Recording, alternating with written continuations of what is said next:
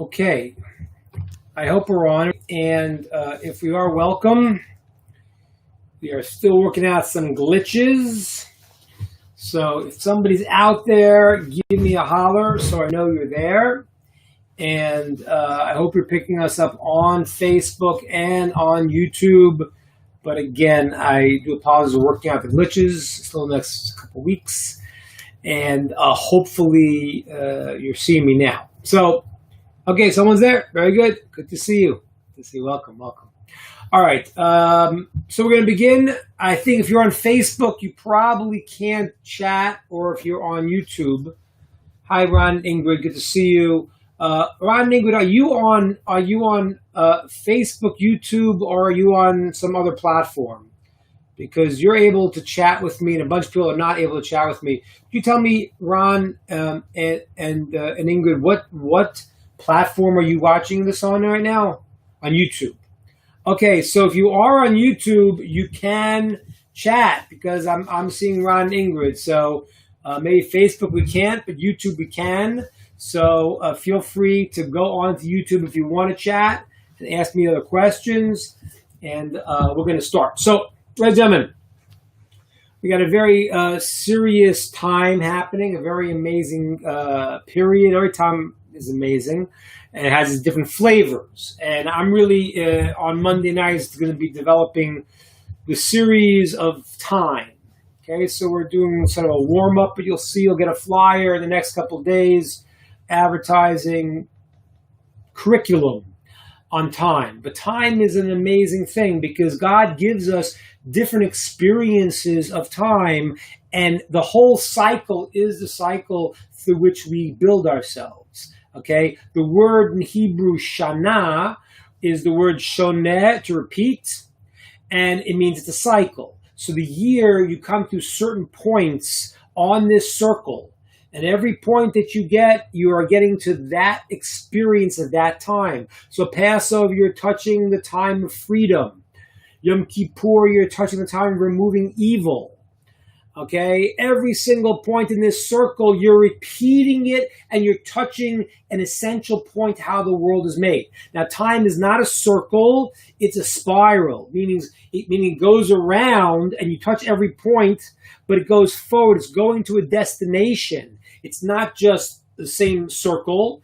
It's not like in let's see, you'll have Buddhist philosophy. Good to see you, Steve. Buddhist philosophy will have a chain of things that will keep going in a circle. That's not what we're talking about.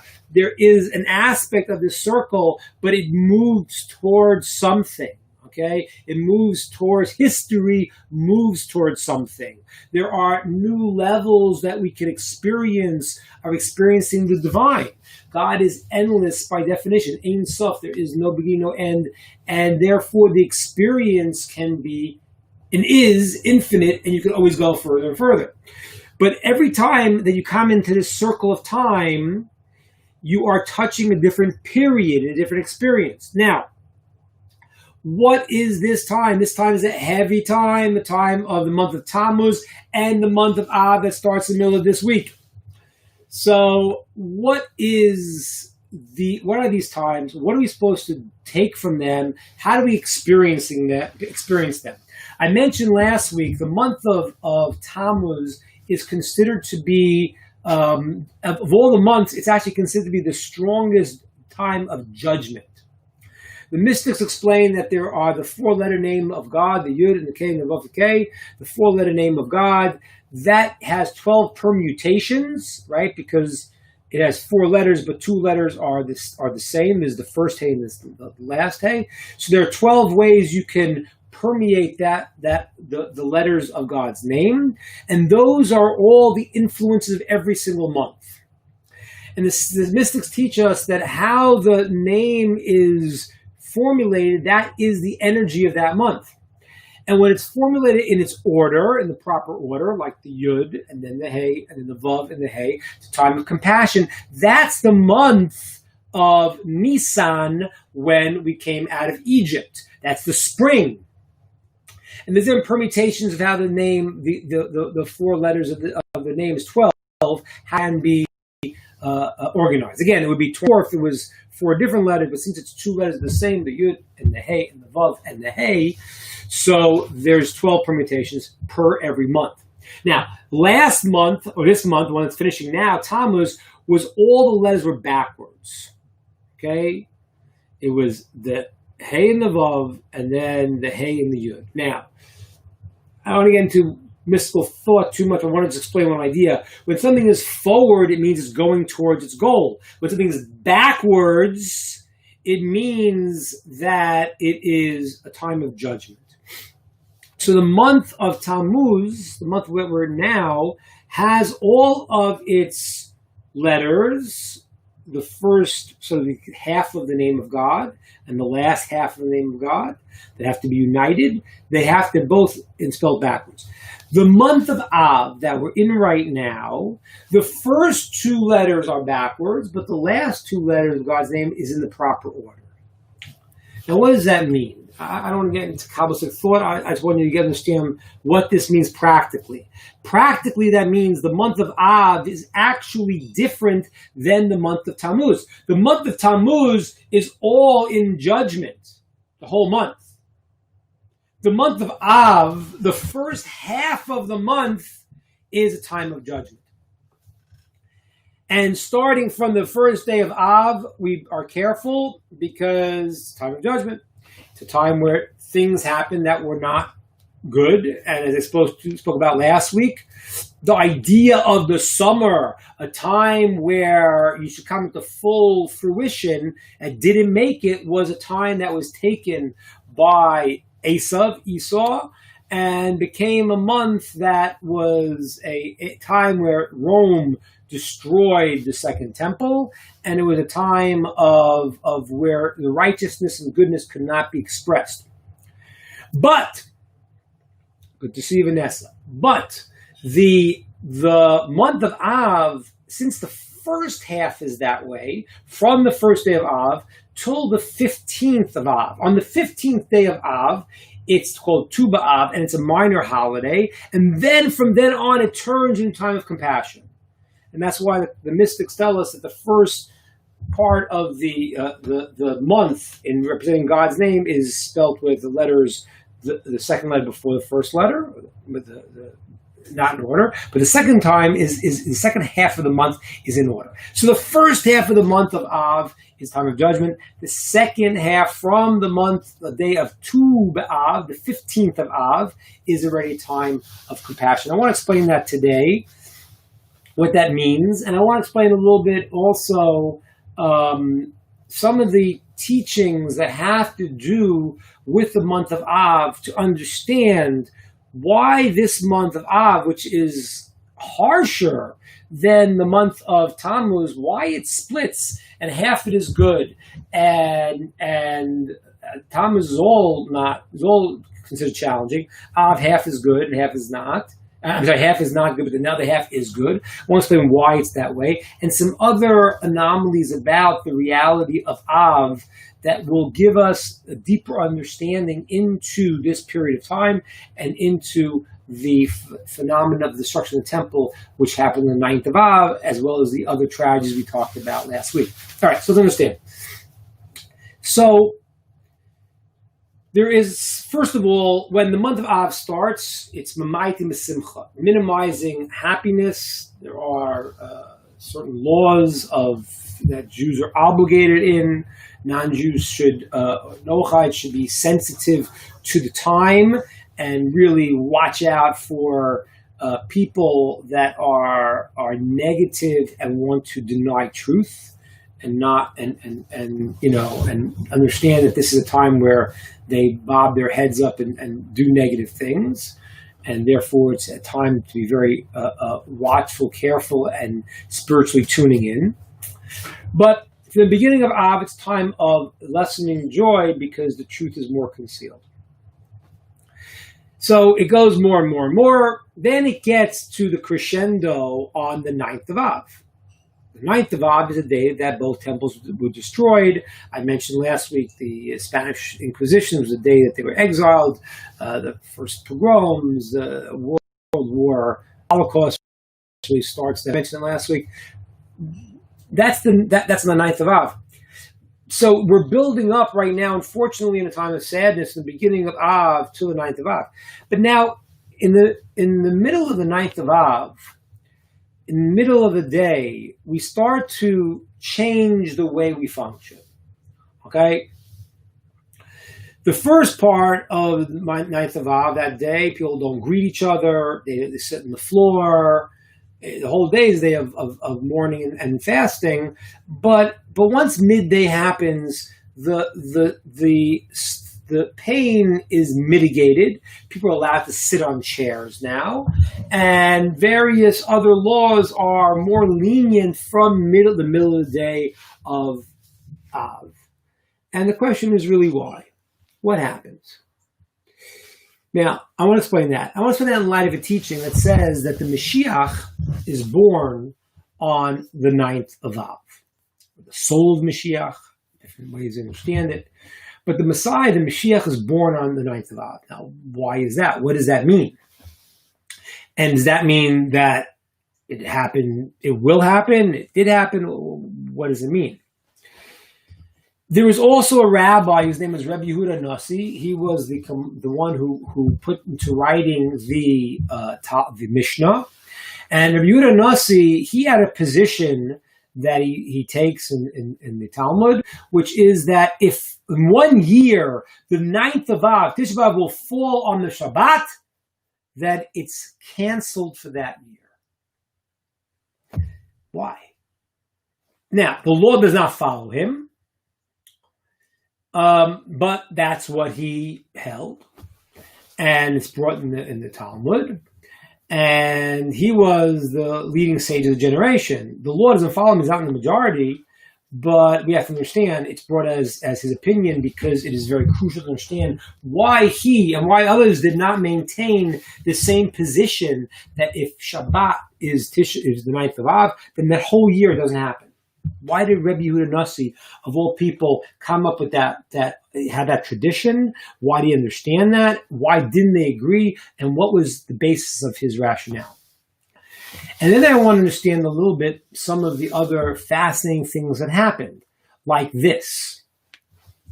There was a miracle that happened in the temple that the ark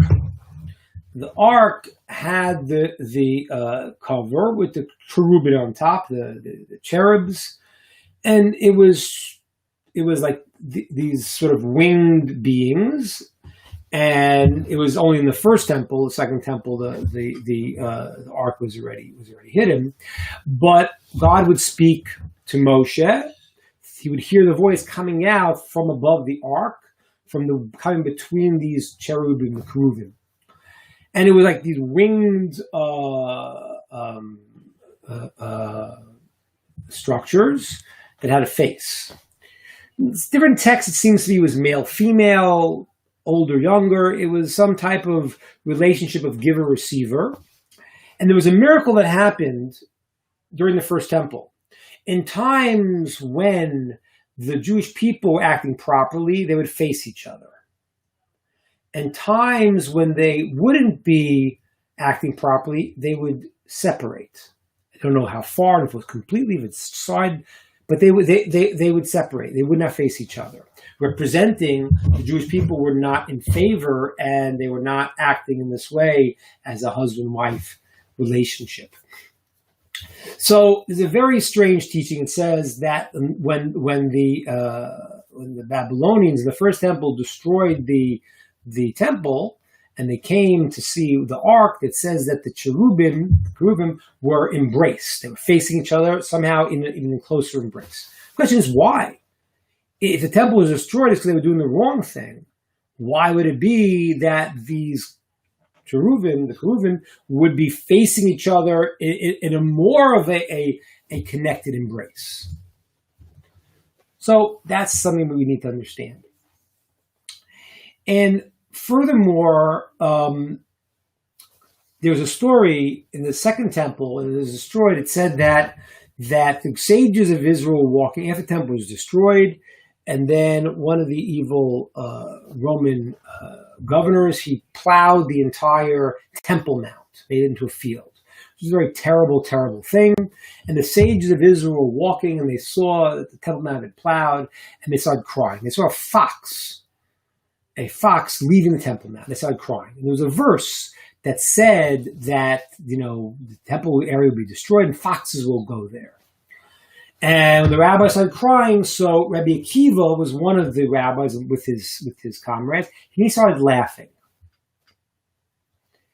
And I'm going to tell you why he was laughing in a moment.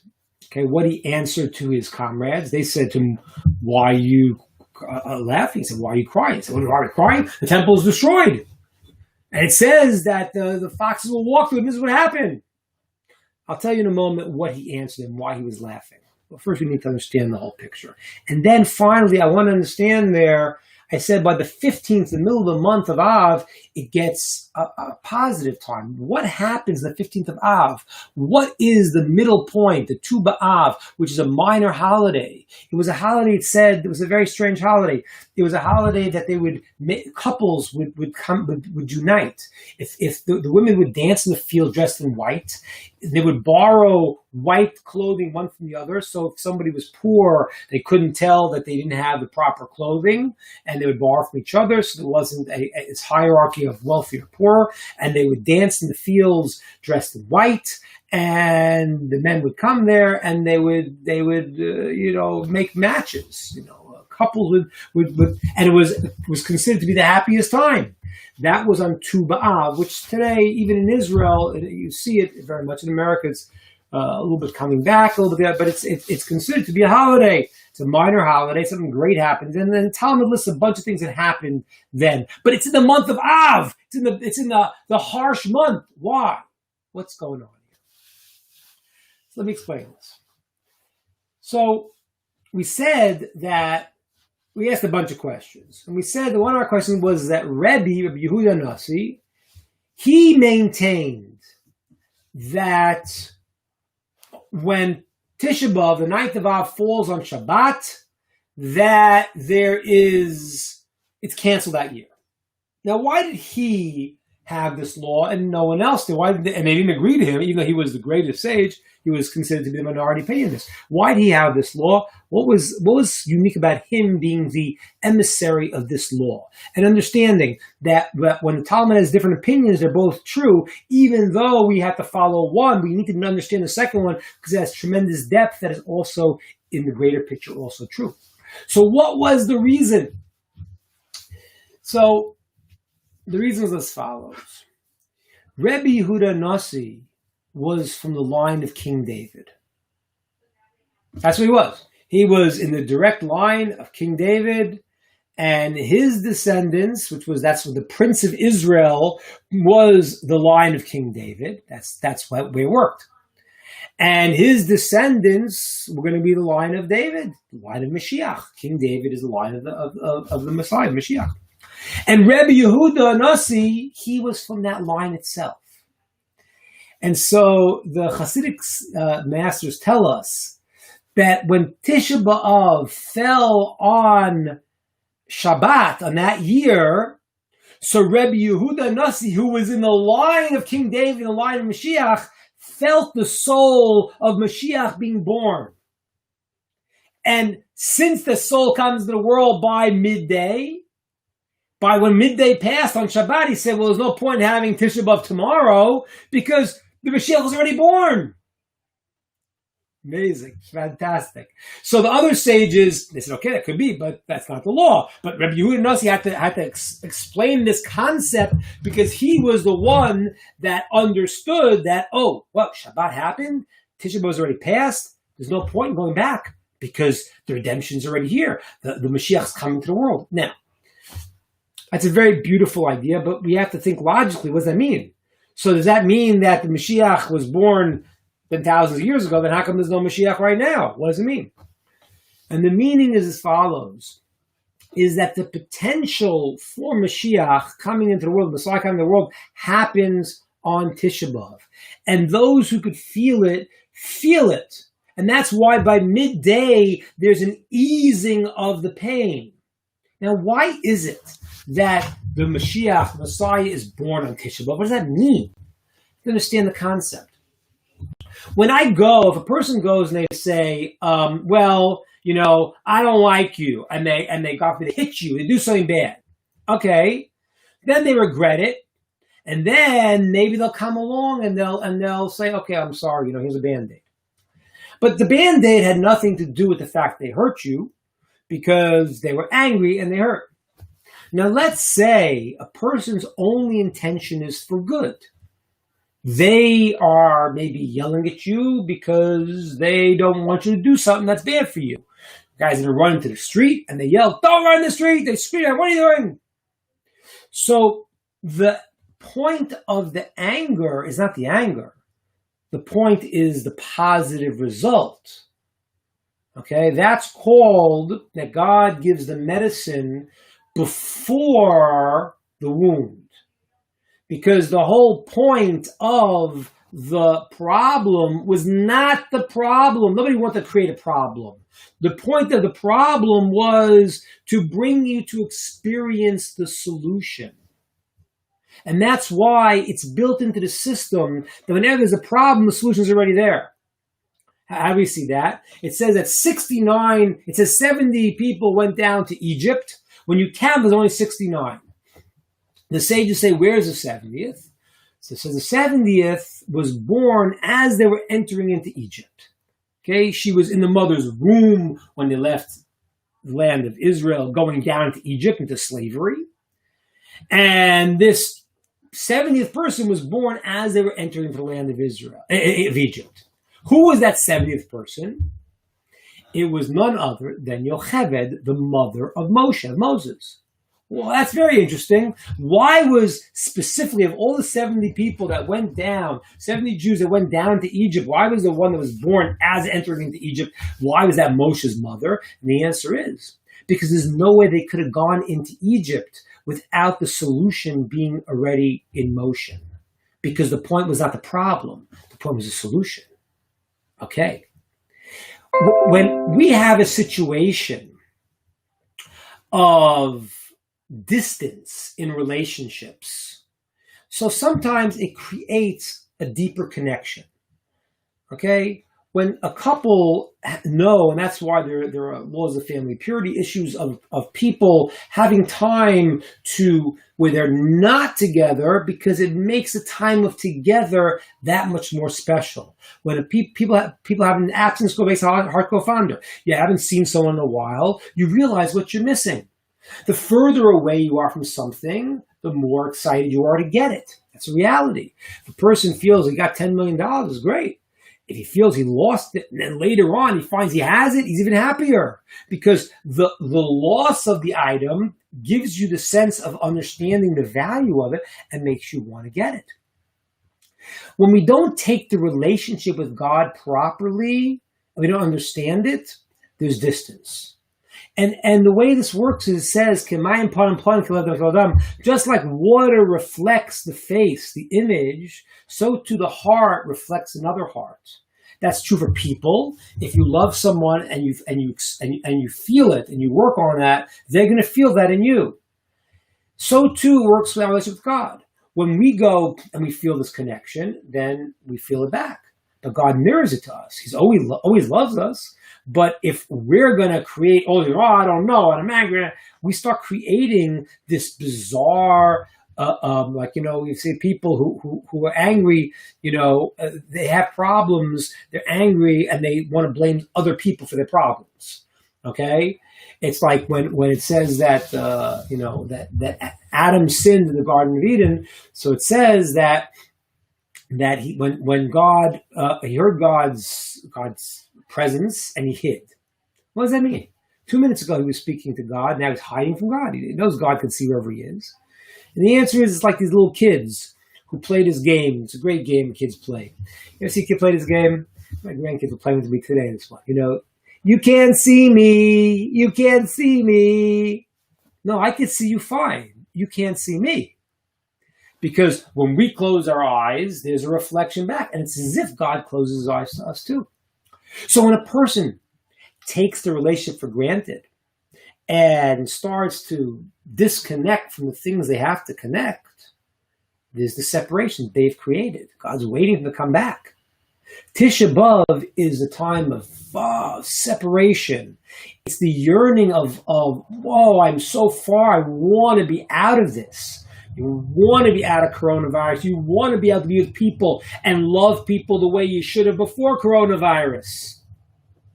Right?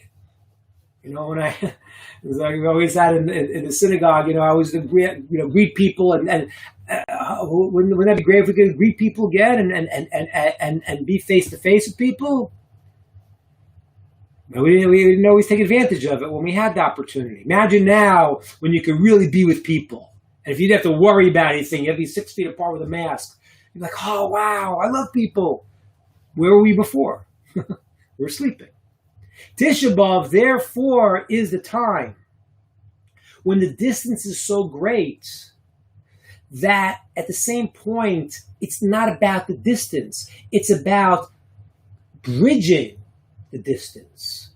Tisha B'Av means we took the relationship for granted. We didn't act right. And God, when he concealed himself from us, we all of a sudden realized what happened. And then we want it more than ever. And then the soul of Mashiach is coming into the world. It has to be. The point is not the distance. The point is not the suffering. The point is, don't you realize what we lost? It says if people, it's amazing. It says the sages tell us if the nations of the world knew what the temple provided for them, not only would they not destroy the temple, they'd have 24-hour guards around the temple. In the time of King Solomon, there was no famine in the world. There was no natural disasters in the world, no plagues in the world. But people, the nation is destroyed. The thing that's protecting them. It's unbelievable. So when a person realizes, oh my gosh, I'm so far and I don't want to be in this place, that brings the closeness. That's what it means. That at the time of the destruction of the temple, that they saw that these the cherubim were like in an embrace. Like even though it was the worst time, it had hit the bottom where it was like, okay, right now, from there, we're just going to go up because the point wasn't Tisha B'Av. The point was the redemption that comes out of realizing that you've taken this relationship for granted. And that's what happens. Rebbe, every year, he felt the potential because it's there every year. When it happens, I don't know. When we get our act together. It's going to happen soon. Okay? It's going to happen soon. That we know for sure. We know the maximum time, is not very far off. But today, tomorrow, I don't know.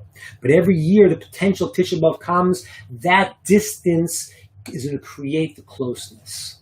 That's what it means that the cherubim were in an embrace. That's why Rebbe Yehuda felt it on when it was Shabbat on Tisha B'Av. He said, "Why should we have Tisha B'Av tomorrow? The distance is already passed, and we're coming close to each other." That's why after midday we start to get up. We start to feel this that things are going towards the goal. And that was Rabbi Akiva answered his friends when they said, "Why are you crying? Why are you laughing?" He said, "Because there was a prophecy that the temple would be destroyed and foxes would walk through there. And there's another prophecy that one day the temple will be rebuilt and people will fill the streets of Jerusalem again, the young and the old, and that'll happen. And until I didn't see the destruction, the first prophecy happened, the second prophecy was not in place yet. Now the first prophecy happened when the temple is destroyed. The purpose of that is leading to the second prophecy when it's going to be rebuilt." That's why he was laughing. He saw in the problem, it was really a way to bring out the solution. If you don't have a question, you can't get an answer. If you don't feel distant when you separate, you don't appreciate the connection that you have when you're united. And that really is the holiday of Tu B'Av. Tu B'Av, the 15th of Av, when it starts to go into the positive for the rest of the month, is an amazing, amazing thing.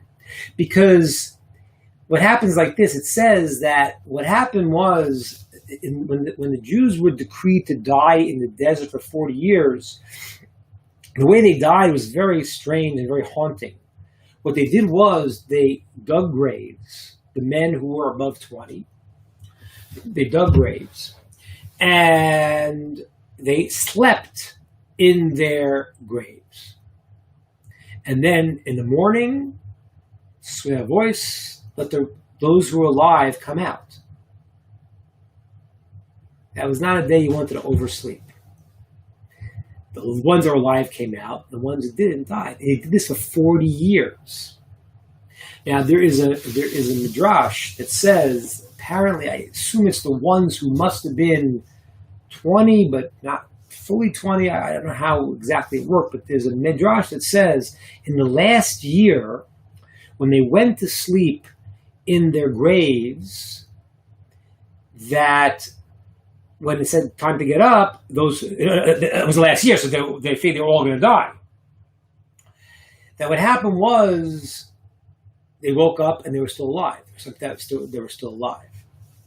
I guess they must have been the ones who were considered 20 of their birthday or 20 from the cycle. I don't know exactly how it plays out, but so they said, wait a minute, it's the last of the 40 years, and they were supposed to die in the graves, so it must be they counted the wrong day. Why? Because the 9th of Av we don't have a calendar. There's no calendar. Then you look at the moon, and you're counting from when the moon starts, 9 days. So they said, must have been, it was the 8th of Av yesterday. It went and slept in the grave the next night. They woke up, and they were still alive. And they said, what? It must have been, sorry, getting excited here. It must have been the 7th of Av. So they slept again. And they did this until the 15th of Av. 15th of Av, they all of a sudden woke up and they realized, wait a minute, it's a full moon. This is it. It can't be the 9th of Av. And they realized that some of them were saved and not killed.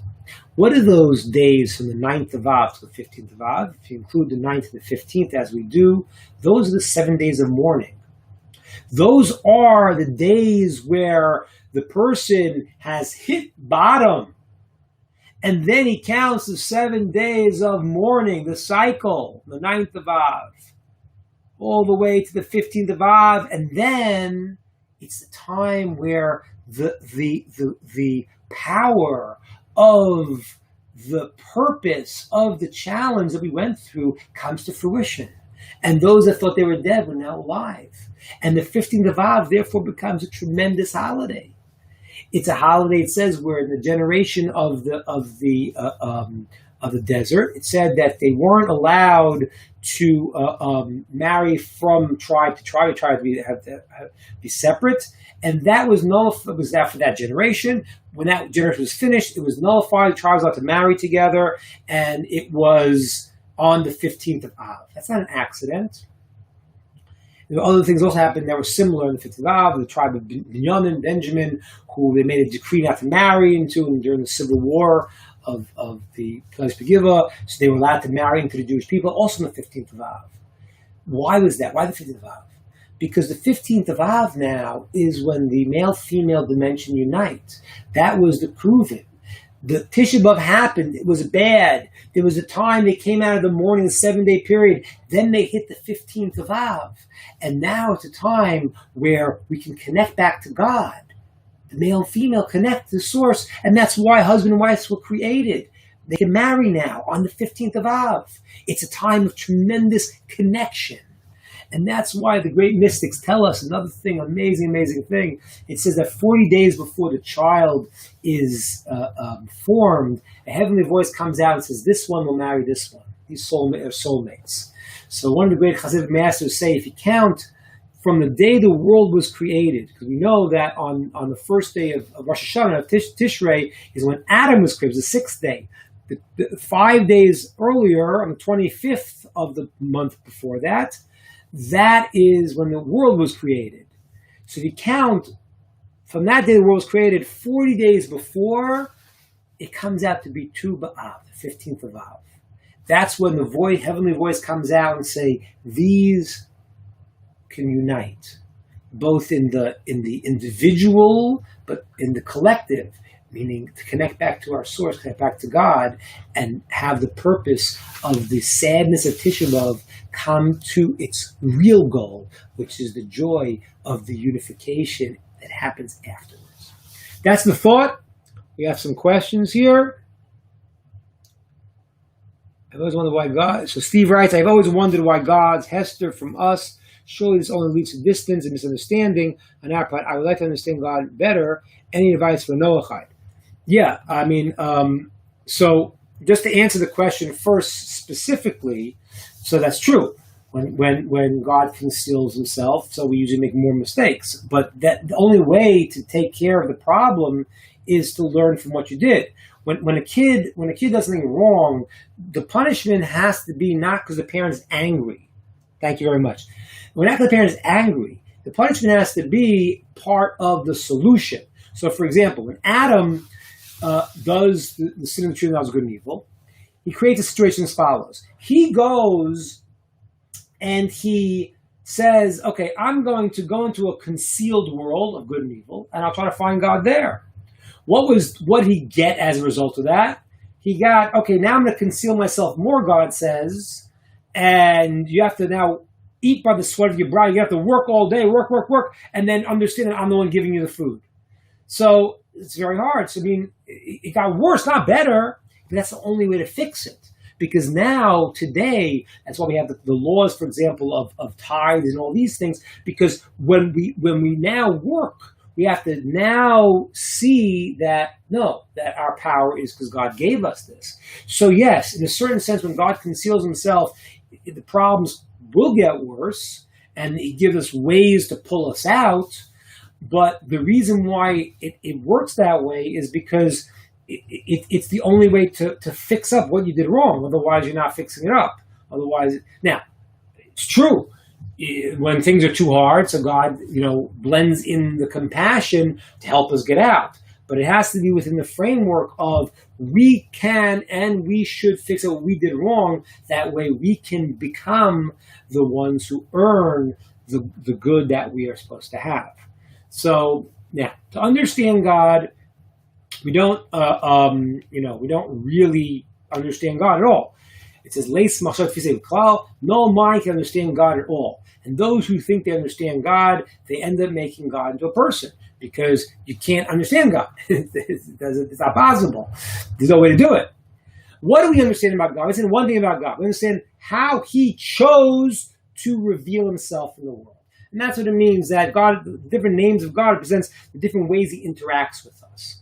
So we have to learning both for Noachides and for Jews, and learning for everyone is the key to really understanding that what God wants from us. Okay, you're going to get those who are on our email list. We're going to be setting up a new newsletter coming out soon, and there'll be a class that's going to be advertised. It's going to be for in a couple of weeks that goes through. I go through using my book, Where the Heavens Kiss the Earth. The course there is going to talk about how the world is set up. Not that we know.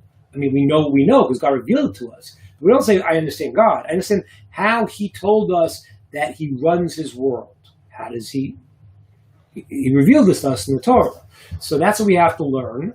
And we have to learn, and we have to see it through the right eyes. And that's that. I think learning, Stephen, is the first step, because as we discussed, we grow up in a society that's telling us all the wrong things.